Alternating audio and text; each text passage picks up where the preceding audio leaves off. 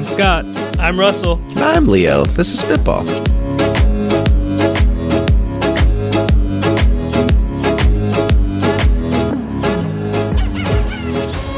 Welcome to Spitball, where three binary bards and a guest empty their heads of tech startup and product ideas that we have stuck up in there so you can all have them for free. Anything that we say is yours to keep. And I believe, Scott, you brought our guest this week, right? I did. This week I brought Rebekah. Rebekah is a business development partner at my company and works with Robbie, who was our guest from a couple episodes ago. All right. Together they recently started a venture capital group in the organization, and they're all about fresh new ideas. Well, there are none that are worth developing here. You've come to the wrong place. Welcome to Spitball, Rebekah. Thank you. Thanks for having me. It's going to be great. All right, and this week we are going to be playing a game that's a quick true or false one called Patently False. I have here a list of patents, and you just have to tell me if I made them up or if they're actually from the U.S. Patent and Trade Office. No. It's going to be easy. No problem. Let's go. And of course, we got to start off every week as we do with Rebekah. Rebekah, let me tell you about, I'm going to read the actual claim or there's a section that's an abstract for the project or a claim. I've taken a little bit of liberty with making them not 5 paragraphs long, but tell me if you think this is real or not. The present invention provides a small umbrella, or a, quote, beer-brella, which may be removably attached to a beverage container in order to shave the beverage container from the direct rays of the sun. This is an apparatus that's a small umbrella, approximately 5 to 7 inches in diameter, and it has spaces for suitable advertising and or logos that may be applied to the umbrella's surface for promotional purposes. Is that something that I made up, or is that real? I feel like this is real. It is real. I can't believe that. They'll grant a patent for anything. Scott, a device that projects a 3-dimensional hologram of a pet, which interacts with the user based off of movements and commands. It provides the companionship of a pet without any real-world mess or responsibilities. And I may remind you that these are patents, not necessarily things that exist in the world. But is that a real thing or a thing that I made up? I want this to be real, so I'm going to say real. I made that one up. I'm sorry. That's a Spitball ideas, Leo. Yeah, right. We should just using troll all your ideas in this. There's another podcast idea, which is just trolling and developing the patents that have all expired, man. Because there are every single one of these that are real have expired. Oh.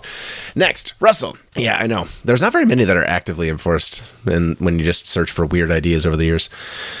Russell, an anti-eating face mask, which includes a cupped-shaped member conforming to the shape of the mouth and chin area of the user, together with a hoop member and straps that detach. They keep you from ingesting food. Is that a real thing or not? Wow, I think it would help with more than just ingesting food. So I think that's definitely a patent. It's a chastity belt for... Yeah, it's real. Did some guy just see Silence of the Lambs and be like, oh my god, what a great idea this could be? I need that for cake. Yeah, right. Whoa. Very good. All right, Rebekah. An apparatus for simulating a high five, including a lower arm portion having a simulated hand that was removably attached thereto, an upper arm portion, and an elbow joint for pivotally securing the lower portion to the upper arm portion, a spring bias element for biasing the upper and lower arm portions to a predetermined alignment. It is the high five simulator. Real or fake? I feel like we're just talking about, maybe accessories for amputees. I think this exists in some form. So, yes, it's real. It is real, but it's not anything noble or altruistic. It is literally just a device that sits on a countertop and gives you high fives. Okay. Wow. Yeah. Scott. A shoe containing a hollow compartment in the sole that opens to allow the collection of dog waste during walks. This design includes a mechanism to seal the waste until it can be properly disposed of and a removable cartridge system. Real or fake? Sorry. Wait, back up for a second. You're saying that I can click my shoes like James Bond, and instead of a knife coming out, a pooper scooper / bag that puts it back into the shoe? There are no scooping mechanisms mentioned in this. It is purely a little door. I love that's where your brain went, though. I thought I heard retract in there or something. Go gadget that's what I thought scooper. too, Yeah. Scott. I thought literally you're walking with the poop under your shoe. That's what it is. It's a hollow compartment in your shoe for the poop. I'm going to say false on this one. Yeah, that's from my twisted and sick mind. I'm sorry about that. I'm still going to pitch that idea next week, though. Just got to give it a little more thought. Oh man, Yep. I believed it until Leo said. I shouldn't have elaborated. I should have just said, you get what you get. Sorry. Russell. Furniture items that change shape and function based off of user needs. This includes a series of motors and adjustable parts, a sofa that can transform into a bed, a recliner, or even a workout bench. Controlled via an app, this furniture adapts to space and functional requirements dynamically. Yeah, I think this was filed by Optimus Prime. So absolutely, this is real. Sorry, I made that one up too. Oh man, Megatron. All right.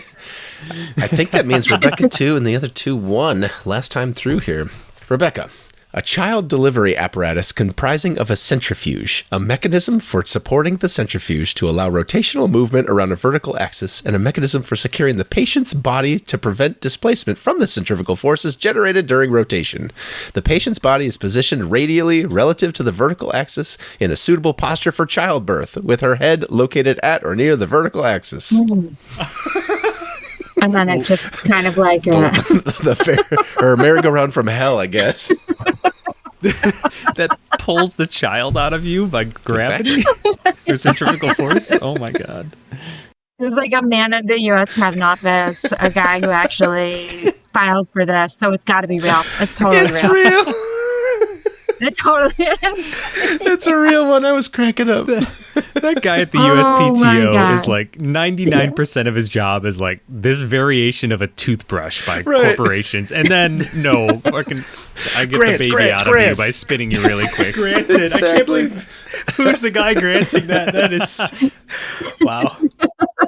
I mean, that's man. novel. I will give them that. Nobody would have thought Yeah, of that. exactly. That's for sure. Scott, a paired shower head and matching audio-visual light box and speaker. This device uses a microcomputer to let you experience different weather conditions. Choose from settings like tropical rain, misty morning, or storm shower, complete with corresponding water temperatures, pressures, sounds, and visual effects to match the chosen weather. I'm going to say false only because of the weather in there. And this sounds like something, Leo, that you would either want to create or have created already. So that way, I did make that one up, but I haven't made this yet. I'll put that in the back pocket. I'll help you. That sounds awesome. Something that came to me in a dream, right? Lastly, Russell, a timepiece for monitoring and displaying the approximate time remaining in a user's life. A microprocessor monitors the passage of time. A resettable memory is connected to the processor for storing data representative of years, days, hours, minutes, and seconds. A display is connected to the microprocessor for displaying data stored in the memory. Buttons or switches are provided to enter and change the stored data so that the approximate time remaining in the user's life can be set by the user. that's definitely The Death exists. Watch. 1000%. Yeah. That's a real patent, yeah. I've been to the website. There's a web app. You type in how old you are and how old you're gonna. Yeah. Wait, what? Would you want that on your wrist at all times? I don't know. That's pretty foreboding. Yeah, I mean, what happens if you hit 0 and you're still alive? You know, just like I wasted all my life, and You get a refund? here it is. I'm at 0. I calculated wrong. I imagine the actual implementation of this is like you have to put in your diet and exercise and your BMI and all that. You That know, makes sense. ominous. Ominous. So I believe with all 3 correct, Rebekah, you're this week's winner. Well done. Ooh, You won Spitball. We did it. We It's did it. over. Yeah. cool. It's done. It's done. We've done. See you next season, everybody.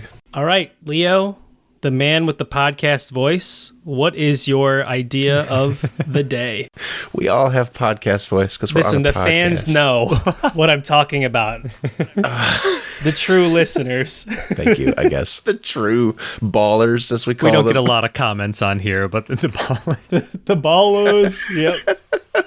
All right. How many people on the show have heard of the Internet Archive? Archive.org. Yes. So they make the Wayback Machine, so you can see what websites looked like back over time. But they also are a digital library with all kinds of amazing stuff. And they're one of the few nonprofits that I make sure to donate to every year. I really, really love what they do. They are in trouble because they're fighting a court case battle about scanning and distributing books that they didn't have publishers' permission to distribute. And they may not live for too much longer, which is too bad because they do some really cool stuff. I'm very nervous about their future, but I have an idea for something that can help get the word out about how they exist. The Internet Archive maintains many different repositories of like, here's a bunch of books, and here is old software for the Commodore 64, and here is a collection of this, that, the other. One thing that they have is a huge live music library where actual like authorized random fans of John Mayer or the Grateful Dead or whatever will go and set up nice audio equipment at concerts and record them and like put them up for free. There are thousands of hours of these recorded concerts that are not on Spotify or YouTube or whatever, that are all on this Internet Archive site that are just freely available. You fire up the website and you listen. They're available via torrent, or you upload a file and it converts it to all kinds of different formats. It's so cool, and nobody freaking knows about it. So I'm here today, Sharks, to pitch. They should just make a freaking streaming media app. I don't know if you guys would fire up a alternative to Spotify or whatever on your phones to listen to just live music archives, but I totally would. And the only way to listen to them right now is via a tab in your browser, and I think that's silly. So I'm asking for $5 million for 20% of my company. Have you guys ever heard of this? Is this something that would be interesting to you? Yes. I can download on my own phone. Yeah, you can just get all the files. Just press a button and you download the whole concert. A bunch of WAV files or MP3s or whatever the uploader posts. Bringing back Napster, but an app. And like legal. And legal this time.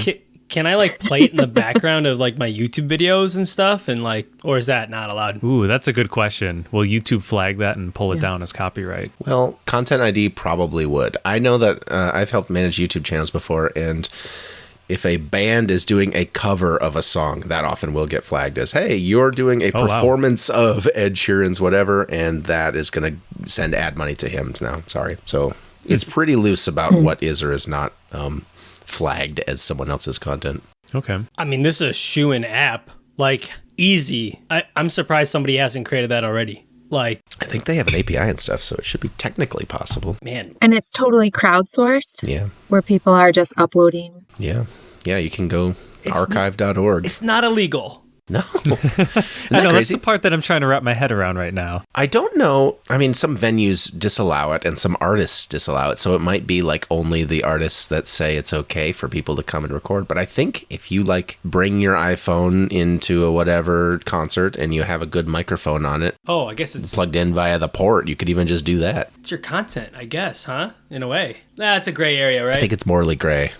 Yeah. Obviously, there's a varying degree of quality, too. So some of them sound better than others, but some of them are really, really good. Well, you just add a rating system in your app. Yeah, they have. Yeah. Honestly, Napster did. No? The Internet Archive has, like, the classic TV and the, I don't know, here's old cartoons from whenever. This is awesome. I think one of the worst parts about a concert is everybody holding their phone up and trying to record the concert the whole time. Totally. And you're just looking at a crowd full of phones. It's like, let's get rid of that. And, how about we archive the entire concert through one 360 camera? Everybody go to this thing. And now we've solved, like, if you have your phone up, you look like an idiot because you just go to archive.is or whatever we call it. And now you can see the whole concert. You don't have to record it. Put your phones down. Enjoy. That would be awesome. I feel like if most people knew that the concert that they were at right now was available online somewhere, that they wouldn't bother recording it themselves. Like, it's going to be better when I pull it up later anyway. Right. It's like taking videos of fireworks. Have you ever watched a video of fireworks that you took and been like, wow, I'm glad I did that? Or, picture of the moon. Yeah. Yeah, that too. Yeah. I don't know why, but everybody's like, whoa, full moon. Check out this moon. It's so big. And you send a picture and you're like, you just got to go outside. It's not going to work. It's just like a street light, a blurry street light. That would be, I guess, like, how would I guess the streaming experience, I think it'd be cool knowing that my concert, the one that I attended, was in this archive, and like listening back to it would be awesome. Yeah, that's where I'm at. Everyone's got that one or several concerts that they're like, that was one of the greatest nights of my life, and I want to go back and hear exactly that performance. Yeah, and you could actually get agreements with artists or venues to hand out codes for that concert. People, depending on who downloads it or who searches it or enters the code, you could, for $5, it's yours. I went to a show that did that. It was a, this is going to put me in a weird niche. It was a ukuleleist. But I bought one at his merch table. They had like t-shirts and whatever else. And then one of the things was a flash drive. And on the flash drive was a code good for one redeemable download of the show that you went to. And then he said, wait 48 hours and you go here and it'll have it. It's so cool. That needs to be more of a thing for sure. And like, I like the idea of decentralizing it too. That makes sense, Rebekah. Like, why doesn't everybody do this? Like, everybody should be just selling their concert for, why not 5 times the number of tickets, get some Ticketmaster out of it, and make some direct cash, man. That's a no-brainer. Do you guys prefer to listen to live albums when you're given the chance? Do you skip them? Do you mix them in 50-50? Avoid them? I feel like, yeah. I avoid them unless I've been to that concert. And then even if it's not the same one I went to, I'm still like, oh yeah, I like that. I think artists are worried about saturating and that might actually affect ticket sales too, if they are putting all their live stuff up too much. Oh. They should figure that out. That's not their problem. I don't know. There's some pretty cool, like, unplugged concerts. Yeah. Like, I think of Kurt Cobain doing unplugged, and I don't know. I think that there is some sort of nostalgic piece to it. I'd pay a ridiculous amount of money to be able to have that, I don't know, on a code or something where I could download it. There are some exclusive songs too that they only do in concert that you're like, that's the first time they played that song ever, and I was there and I listened to it, right? And then now I can download it, or like that'd be awesome. I think cool. Of that not Panic at the Disco. What is it? Streetlight Manifesto concert. Scott, one of our guests, Sam Zoe, played. He would have loved that download because he played Streetlight for like months after that concert. I think he crowd surfed. That's right. He crowd surfed in that crowd. Yep, I remember that. Are you allowed to crowd surf as a member of the crowd? It feels wrong. You're not the band. I just remember him. He's just not typically the person you would think of as crowd surfing in a concert, and he's being crowd surfed, and they're all pushing him. They're trying to throw him up on the stage, and like this big security car comes and grabs him out of the air and throws him down. He's a tall guy too. I don't know how he. Wow. Calm, collected CEO getting tossed up on the stage. Almost. It's a good time. Almost. If you look, that concert that you all remember, listener, might be on archive.org. And while you're there, throw a few bucks their way. Or you can download the app called Leo. Leo, let's hear it. You got the idea name. Archivist. Archivist? I don't know. I panicked. It's mic'd up. Oh, that's good. Mic'd up. Spitball.show. Or so you can download today. All right, Scott, you're up next. What do you got for us? All right. I was thinking of ideas for this week, and I've come up with one that I'm calling Carl Dating. And this is going to be a Russell's Love Corner. Cue the music. Bow, bow, bow.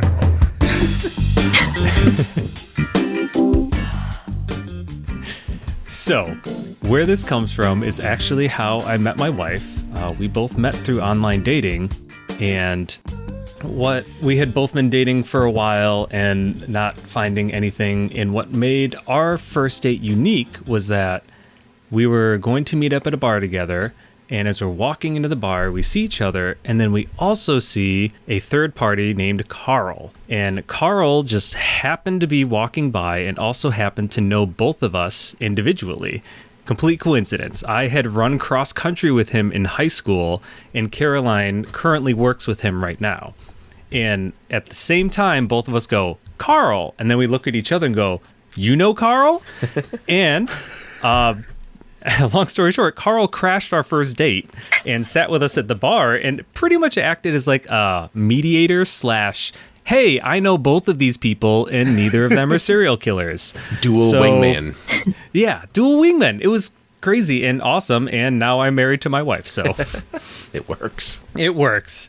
So anyway, I want to create an app that is essentially Carl Dating, where you have apps like Tinder and Bumble where they look at your friends on Facebook or whatever, and they actually remove you 1 or 2 degrees from anyone and one of your friends on there. They don't want you dating your friends or friends of friends. I want to do the opposite of that. I want to be like, you've matched with this person. Here is a mutual acquaintance between both of you. You should reach out, or we could both request him to, crash your first date or be a part of that.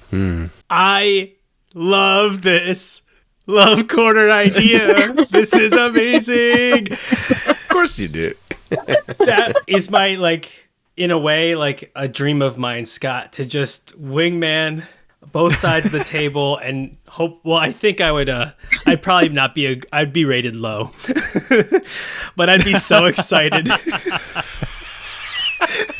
3 stars, wingman.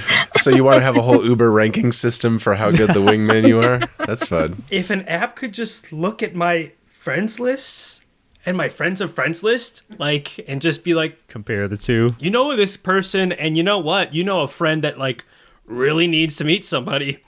I could do it. I could wingman them. But I guess it's like a little weird if you're like the facilitator. If Carl had set you both up, does that make it different? It was just like a coinky dink, right? But maybe that's part of the experience. You just, like, Carl could have just planned the whole date for you by accident. Hey, I'm going to be at our bar. Hey, I'm going to be at our bar too.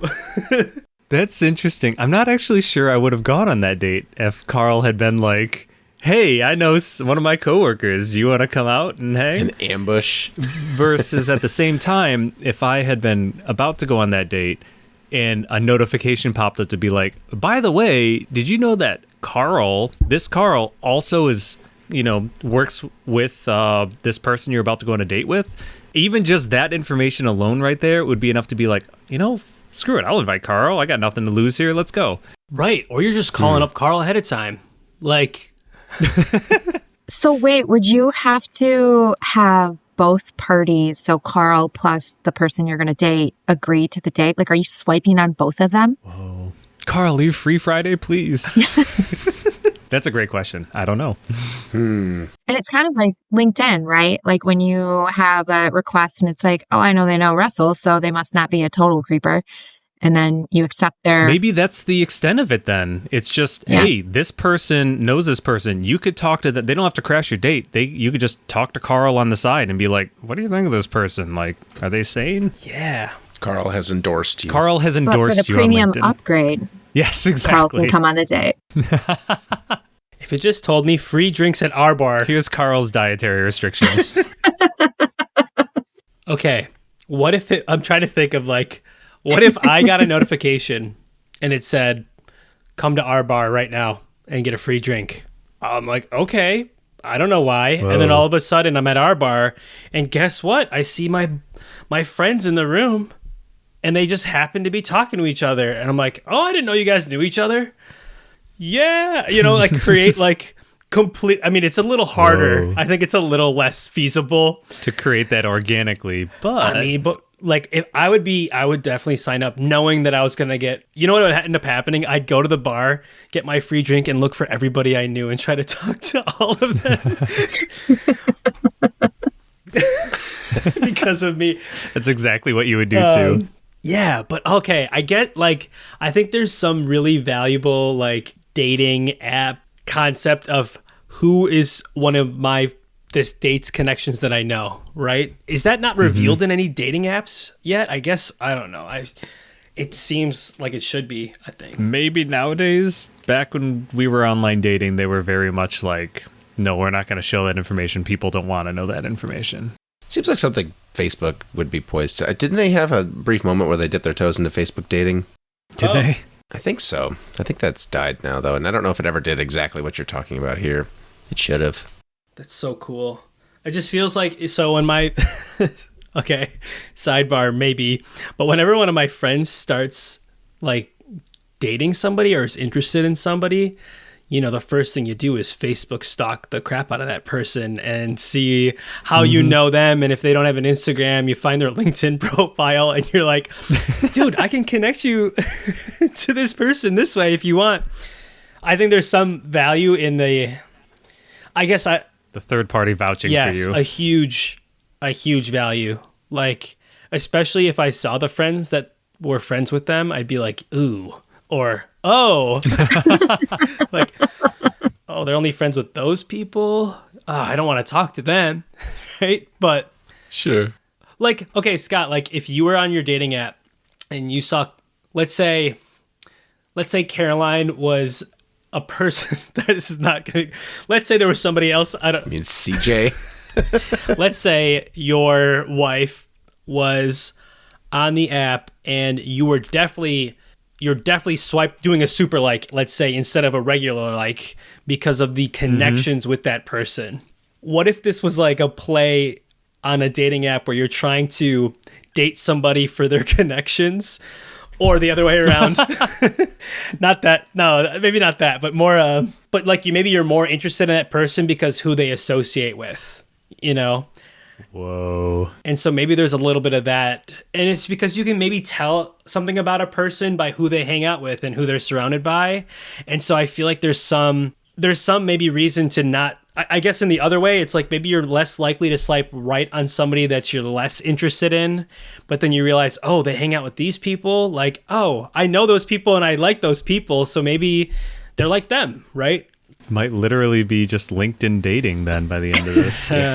Well, you could call it 5 friends, because the saying is like you're the average of the 5 people you spend the most time with, right? Yes. Ooh, that's a good I've one. never heard that. That's great. Yes, that's right. Who do I hang out? Do I hang out with you guys too much? Am I gotta? I mean, we have a podcast. Do I need to reassess that? Good thing I'm not dating. I do my best to avoid you, other than when we're recording. Yeah. No, that's so true, though. I think. All right, would you want to be on your friend's dating profile? Let's say you had to like sign up for the app and be the vouch or something. I would do that in a heartbeat. Totally. I really That sounds would. so fun. It does sound a lot of fun. And it would be 2 people that you know. That'd be great. Wait, Rebekah didn't nod, and she's the only girl in the room, so. No, I would totally do it, because I feel like the inverse is also true. Like there should totally be a feature like ban booty, where you know they're bad guys and you can alert other people or other friends. Ooh. Like this person's a pathological liar, he'll ghost you, or she, whomever. Yeah. But you should have a feature where it's like, yes, I vet, their thumbs up, or no, Yeah. definitely it was the worst first date I've ever been on. And they go in the ban booty. Right. Like, The pile. band booty section. I booty. love it. That's its own dating app. Band booty. It's an add-on. It's a super feature to your dating apps. We got 2 ideas for next week now. This is great. But I think vouching for people, or like, oh, you know, what is it? If I could swipe on maybe my friend's dislikes and then maybe re-vouch or something, I don't know. That might be a stretch. Whoa. But like, I wonder if vetting the reverse like way would be like, I can't believe you swiped right on this guy. He's great. Or this girl looks like so cool. Like you should like her. But then maybe that just comes off as like, you know, your mom trying to set you up with somebody. Yeah. We are closing in a little bit on the friend of a friend market, the previously pitched dating app too, aren't we? Where you're kind of like, I guess so. this could be a feature of friend of a Vetting. friend. Yeah. All these. All dating apps end up being friend of a friend. That's what this is. That's right. We're all making. Yeah. It'll all blur into one dating hive mind. Just. Russell's hive mind. Oh, yikes. What's the name of this app, Scotty? Rebekah named it. Band Booty? Band booty. I was going to call it Carl dating, but I like band booty. Oh man, band booty would be good for mine too.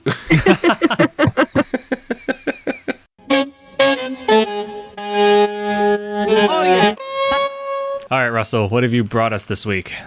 All right, guys. This week, I really am sometimes getting like antsy being in the house a lot, or especially this winter. And I really want to do, I guess, like, have you guys had like a game show kick where you're just watching a bunch of game show television shows out of nowhere? I went through a phase. Oh man, like 3 years of high school, middle school era. Yeah. Well, I guess part of me wants to live that experience without like having to, I guess like part of me wants to like be on Family Feud or on, you know, Price is Right or something. And I guess this simple idea is game shows locally. So you just host local game shows and partner with businesses, get giant groups, and maybe stream it on your local television station, create some like really different kind of buzz about,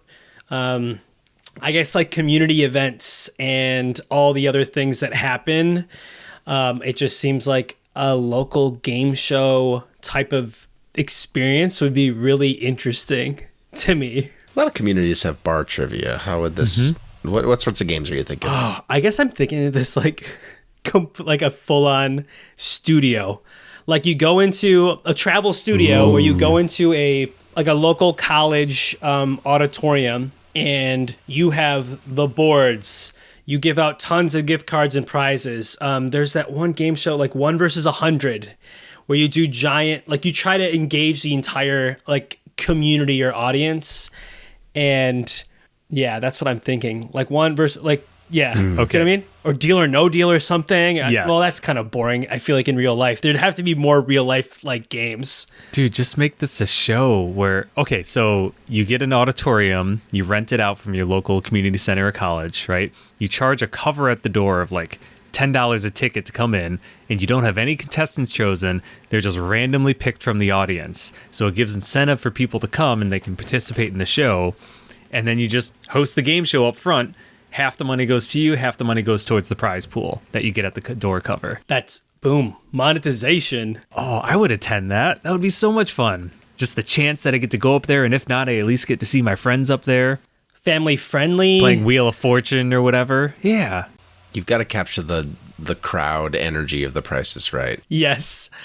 Oh. Screaming, trying to get onto the show itself, I feel like half of that show is just like the excitement of watching people lose their mind with their matching shirts, trying to get actually on it, We always pick one guest that's the most enthusiastic from the audience, just randomly. There you go, right? Okay, then you throw in some like local sponsorship opportunities, I guess part of me thinks of, how bingo night at these old people homes are like crazy. How do you make the fun version of that for young people?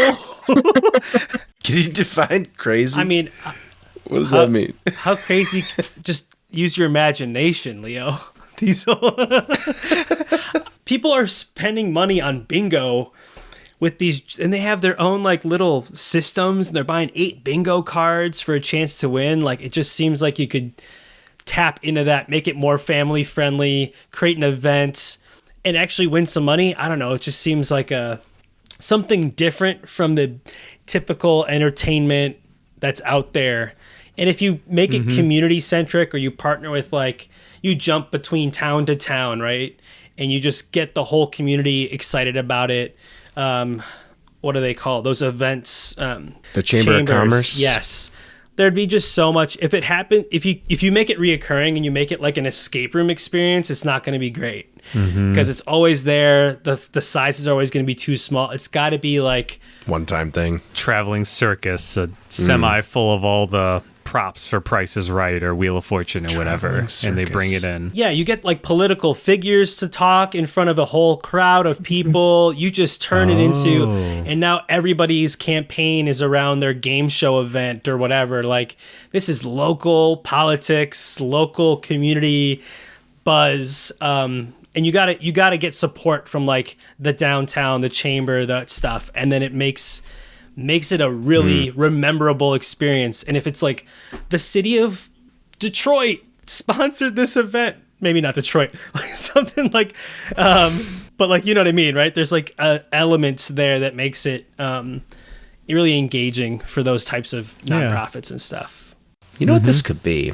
Our friend and former guest on the show, Steph, did the tryouts, I think it was down south of here somewhere, Kalamazoo or something, for the Wheel of Fortune. And they come to cities and set up the whole dang set and everything. And like, not only to get like, do you know how to play this game well and that kind of thing, but also like, what is your chemistry on the set? Are you like engaged? Would you be a good contestant?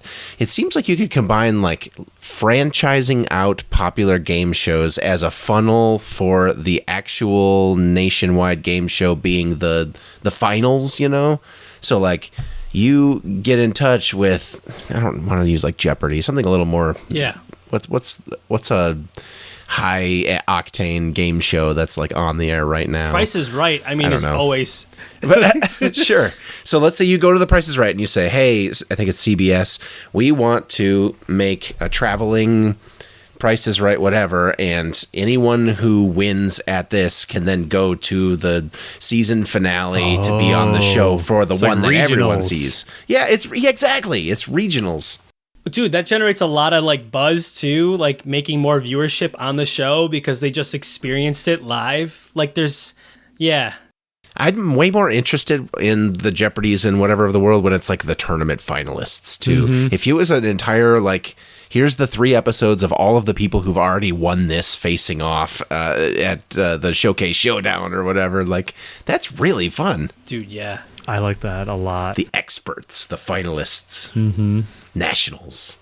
Like the worldwide Price is Right competition. Like, can you imagine? Like, Right. Yeah, or shoot, you could go as simple as rock, paper, scissors, man. States, finals. This person has won like 3,000 rock, paper, scissors games in a row. Statistically an anomaly, but don't you want to see him play his next game? That is a thing too. There is the National Rock Paper Scissors Championships, the competition. I mean, like, if you were to do that for the whole nation, there would be one person, right? That would, Who's just the best at it. that just would have done it like 3,000 times. I mean, I don't know. That's But I guess like if you wanted to go smaller too, you could go to each high school. You could do, kind of like the local speaking event routes, but you do that as entertainment to each school in a school district, different types. I love that you can use like local businesses as the prizes too. Like, yeah, you can get, whatever voucher at this place if for the top winner there, and they'll donate the prizes or whatnot. And then as you just keep getting bigger, you can keep expanding on that. In addition to the prizes being you get to go to the actual show on TV. That's a cheap prize because they have the filmings anyway, right? Instead of just picking randos for it. They got to earn it. Seems like it'd make their life easier too for casting. If you can go to these actual game shows and say, we can guarantee you contestants who are enthusiastic and good and play tested and whatever, that might be better for everybody. Dude, yeah. That's good. It might, and it'd be fun, like, it's like a minor league baseball team. I feel like I wonder if there's like a way to make enough ticket sales or like fill arenas that are empty during non-seasonal. The price is usually right. Like, I mean, there's so many like churches that are empty during the week. Like, you just throw a Friday night event or something. I don't know if that's or like, what is Van Andel Arena doing on a Tuesday afternoon? Like, the kids with people with families would go there and do that stuff. I think so. Maybe You'd attract more people if you had the Jeopardies and the Price of Rights and the Wheel of Fortunes. Yeah. Who Wants to Be a Millionaire? Everyone would do that. Who wants to be a thousandaire? Who wants $1,000? The minor league. Who wants $1,000? in gift cards from your local pizza and Who wants $1,000 in gift cards? I know.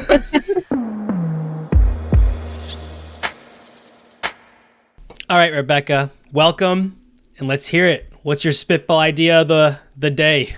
Okay, so I've always been really interested in like sensory substitution or sensory expansion. I came to the States when I was 2 and I'm partially deaf, so I have a hearing aid in my right ear. And it's not from the auditory nerve, which means I don't have brain damage, so I can still pick up sounds through vibration, but it just needs to be amplified. It's basically a mechanical issue. So my eardrum is static. Usually an eardrum is really dynamic, and with sound waves, it flexes and then translates those waves into sound in your brain. Mine's damaged, so it doesn't actually flex. There's a lot of scar tissue on it. And throughout the years, like hearing aids, functionally, if I took it out right now, it almost looks like a little tiny satellite that can go right into the ear. So I take it out when I work out. I do hot yoga. So it's like I feel like they're casing and everything, and all of the little like electrical components are pretty delicate. And I was on a plane one time and I saw this guy. He had these totally encased silicone earphones that actually sat above his ears like a cochlear implant would. They were called shocks. think they're like $200. And they're waterproof, and it seems like such a better feature for a hearing aid. So when I went to my audiologist, I was like, you have anything that's like a cochlear implant, but it's like just single, and I don't actually have to have a hole drilled in my head that I could use? Because he let me try them on, and they were awesome. The sound came through really crisp and clear. I didn't have to like stick something in my ear and have it sit like on top. I wouldn't have to take it out when I exercise. It's like the shock absorbent properties of whatever the shocks were made out of.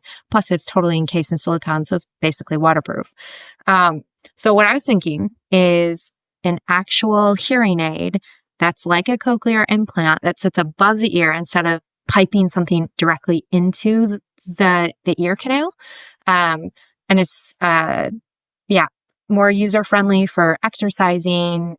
I think you could probably even swim in it.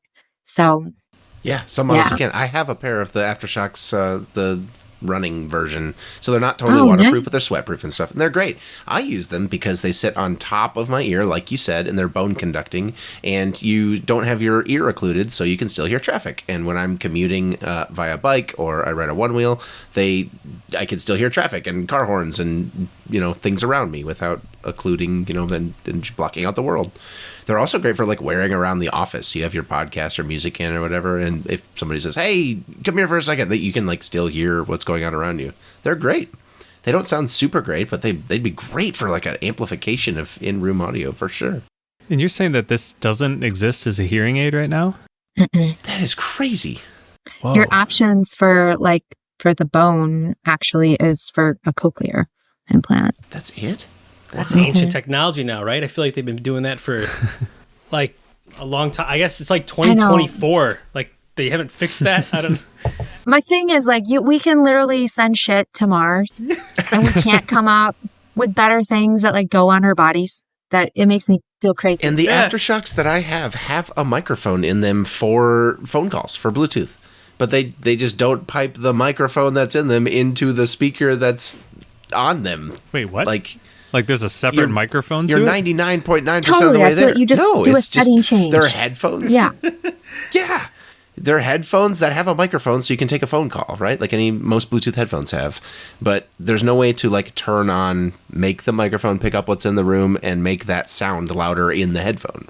It only can pipe the sound to the phone call, to the phone, No, I'm confused as to why this doesn't exist. This seems like very doable and clearly useful. Without Googling it, Aftershocks, I think, makes a version that's two independent ones, too. So we're like 99.99% of the way Do we there. just need to call their customer service line? Should we not air this episode? Could you Should please we turn on the just microphone? do this real quick? Yeah, right. Yeah. So the other piece of it is too, if like for people who are profoundly deaf, like I still have hearing in my left ear and I'm not profoundly deaf, just partially. I feel like there's options for vibrations to be able to be translated in different parts of your body. So maybe your auditory nerve is broken, but I've seen things like wristwatches or like whole chest pieces that people put on like smaller children to translate sound waves or vibrations and correlate it to certain sounds, like certain pitches and the sound of a dog that can help round out the way that you hear, because your brain is just perceiving these sound waves. And so I feel like there's some kind of in between there between like an over the ear hearing aid and that vibrational piece that people are like strapping all over their body.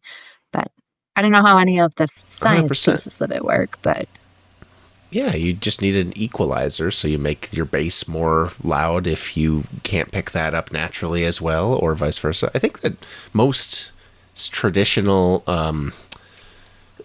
hearing aids themselves do filter out. Like I know that my pair of, I think it's Pixel Buds or Sony earbuds or AirPods all have active noise canceling where you can say only let the voices through, but the rest of the sound not. And AI is getting really, really good at real time, like only let certain frequencies through. So if you had a personalized profile of what frequencies you can and cannot pick up naturally, then you just boost what you're not able to pick up. And you It's your own real world EQ, and you normalize it yourself. That's so good. Can I tune out certain voices of certain people and just be like, I just don't want to hear this person talk ever. I'm sorry, I can't hear you. You're on mute. Sorry, no, I put you on mute. You, person. Real life mutes. Isn't there a Black Mirror about that? Somebody gets like shunned from society, so they're blacked out and you can't see or hear them, and they're just like a blur because they were committed to crime or something. That's going to be this show. It's like that. When we get famous, people are going to be muting us. They're full cancel. IRL blocked. I want to, I guess, like imagine thinking of concerts, right? You want to hear the concert, but you want to talk to your friend and you don't want to scream, or you're at a bar and now everybody's talking and now you can have a normal voice conversation and not yell at each other because you have this bone. You still have the bar experience but you can isolate voices or it's maybe more magnify rather than isolate, because you still want to hear the outside sound, but you want to magnify in a specific voice. So Aftershock should or whatever, we create a version like this that's just like a setting that allows you to have normal conversation with people in loud places. Simple, right? Rebekah, this is one of those ideas that's making me angry that it's doesn't exist because we're so close as a society. Aftershocks only makes the kind that you're talking about where they wrap all the way around and it's one big wrap around your bud. There is no one that I've seen that's two from them, but other brands have some bone conducting ones. So basically you just want to take one of the two pair of earbuds that bone conducts and stick it on the side that you are more deaf in and crank up the volume from the mic that's on it. Yeah, totally. And I feel like anything in age tech, most deaf patients are older. I feel like there's a silver tsunami coming and we have to figure some of this stuff out. And then people like me will benefit greatly. Yeah. Yeah. Hearing aids were recently opened up for over-the-counter administration, which hopefully will spur some innovation in this market because they've been restricted by you need to go to an audiologist and you need to have a prescription and stuff for decades. What's crazy is it's not covered by insurance either. What? That's nuts. They're like four Man, grand. this country sucks. And they're not covered by insurance. $4 grand? Is that what you just said? And it's not covered by insurance. Man, how long do they last? You can 15 years, 10 years, but the tech gets better all the time. And wow. I guess is that its own insurance? It's like vision. Maybe that's why. I guess people are walking around blind all that. I just don't understand why that's not covered by insurance. It's okay if they're blind, they got to pay for vision insurance, not health. It's not for their health. Or dental. You're covered except for the teeth. What? That's not critical to your health. How is that not health? This country makes no sense. Yeah, it sucks that they're $200 for a really good pair of Bluetooth earbuds, which do a lot more than a hearing aid. But then a hearing aid unit itself is thousands and thousands. Totally a racket. Hopefully that's being fixed soon. My urgency here is I'm not getting more hearing. So the deafer I get. Yeah. So somebody out there listening, make me an on the bone hearing aid. Market's there. You said that you do have a little bit of sensitivity in the one ear, right? And the right ear, where I'm partially deaf. Yeah. Yep. Do you have partially? Okay. Have you ever tried putting in one Bluetooth earbud and just cranking up the pass-through? No. Really, really loud? No. That'd be interesting to as a little Probably experiment. just every noise, though, right?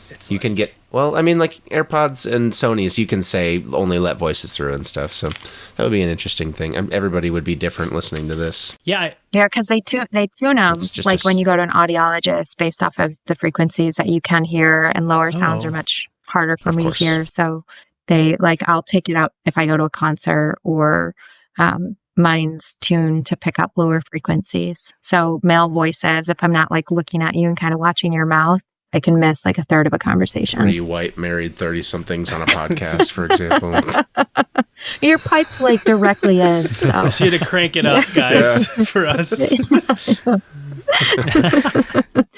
Yeah, I feel like there's other applications too that it's not it's a benefit to those of hard of hearing, but I don't know. I wonder if the isolation thing is really important in other scenarios, or I don't know. It just seems like there's a lot of other use cases, and I'm curious what our listeners are going to come up with, Yeah, like the bar scenario. I mean, even dinner in a restaurant, if you're in like a work event or any type of social gathering, there's like tons of ambient noise that's happening all the time.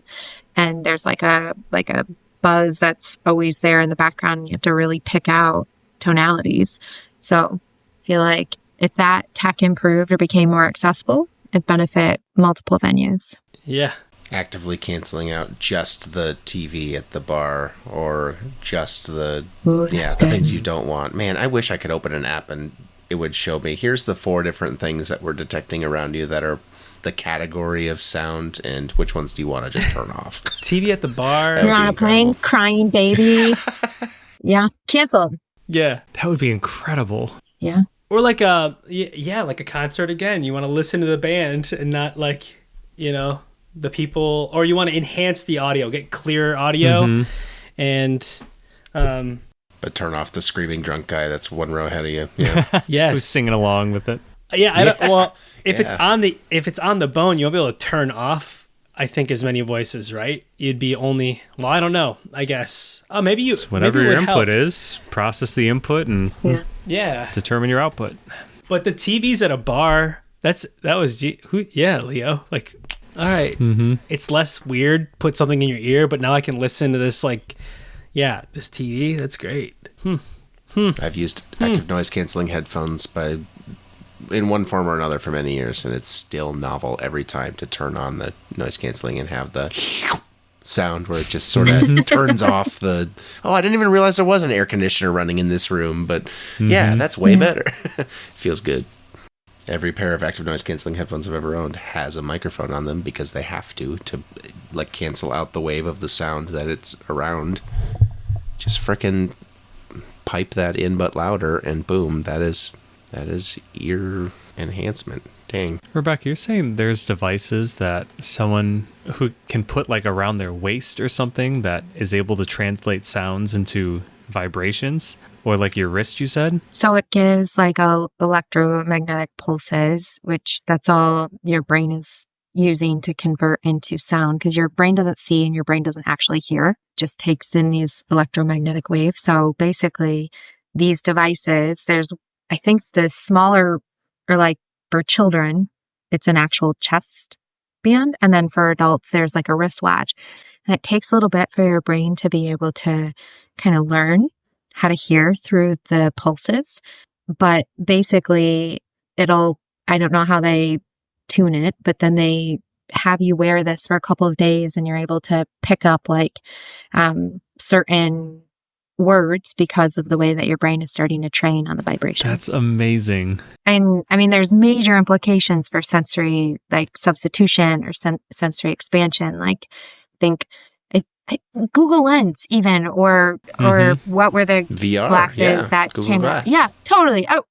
So I was at South by Southwest and there's this VR set, and the only thing it plays is like these K-pop dancers who are coming like really close to you, and they're, there's like these dudes lined up with these goggles and they're like right in your face, and I'm like, this is what we've used the technology for. We can create an entire experience and like put people elsewhere, and this is what we chose to do.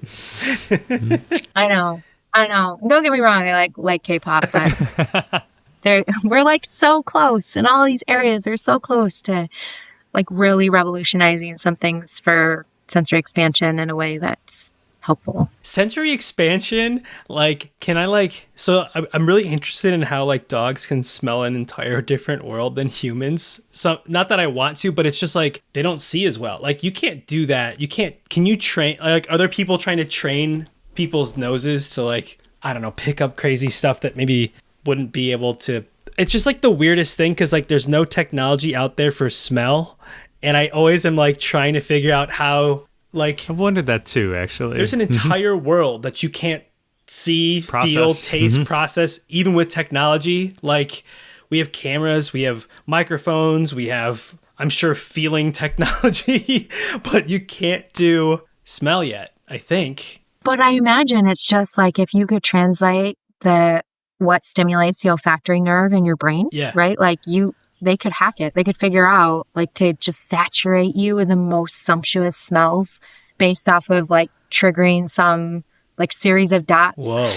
in your olfactory system. Send you some electrical pulses and boom. Yeah. And all of a sudden it activates a center in your brain. I mean, there's people like stroke victims who can speak other languages, or all of a sudden have like cheese then associate, like the smell of cheese associates with like forest fires and things like that because the wires get crossed. I feel like even technologies like infrared or we're like night vision, I feel like we're one step off of being able to see, like if someone was just sitting down in a seat, we can see like a heat print of where they were sitting based off like having goggles or something that allows us to see like a thumbprint on a mic and see who last touched it because there's still a heat transfer on it. Like I think sensory expansion is like we're so close with VR and like night vision goggles or stimulating the olfactory nerve. Like we're really close to this whole other world where like what if we could see the way that there's like animals that have such a larger spectrum of color that they're able to access. And that's got to be a center in the brain too, right? Oh, yeah. And you're right. Smell is one of the only senses we haven't really developed much augmented technology for. Could argue taste too, I guess, but it's kind of hand in hand with smell. Yeah. That's interesting. I think just, yeah, it's kind of like bio-training. It's like biohacking, but with training. Like, that is crazy. Can you imagine like 20 years from now and your kids are like, yeah, I smelled that. What? What did you smell?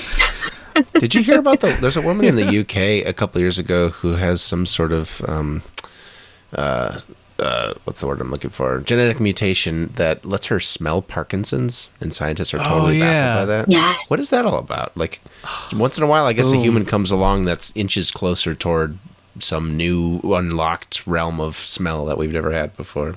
It's such a crazy mutation. That's awesome. It's just validated my idea. Like Rebekah, we got this. Like it's gonna happen now. We just gotta start having people smell diseases and shocking them, and that's it, right? Just a little bioshock. Like Scott, you got a taser? Anybody got a taser? Why me? You're gonna be not you. I have to tase you until you can smell new smells. Oh, God. I'm not tasing you. I need the taser. I need a research grant so I can just tase students and see if they smell new smells. I need the real scientist. Nah, we got this. Well, listener, whether you're listening on your smell-o-vision in the year 2050 or in a podcast app now, we thank you for listening, and be grateful you can't smell us, I guess. We hope you enjoyed yourself. And thank you very much, Rebekah, for joining. That's such a fun idea. Thanks for being here. Thank you. Yes. Our website is spitball.show. There you can find links to our YouTube channel, other social media, email us feedback, podcast at spitball.show. We'd love to hear your ideas, comments, all the stuff about olfactory nerves that we didn't get right. We'd love to hear your corrections and or expansions on these ideas. And that's also how you can follow us on the Fediverse, such as Mastodon. We're podcast at spitball.show. Our subreddit is r/spitballshow. Our intro-outro music is Swingers by Bonkers Beat Club. Please, you're listening for now on a podcast app, maybe someday on a smell app. Give us a rating, subscribe, review us wherever you get your podcasts. That's the best way for people to find out about the show. New episodes coming out in 2 weeks. We will see you then.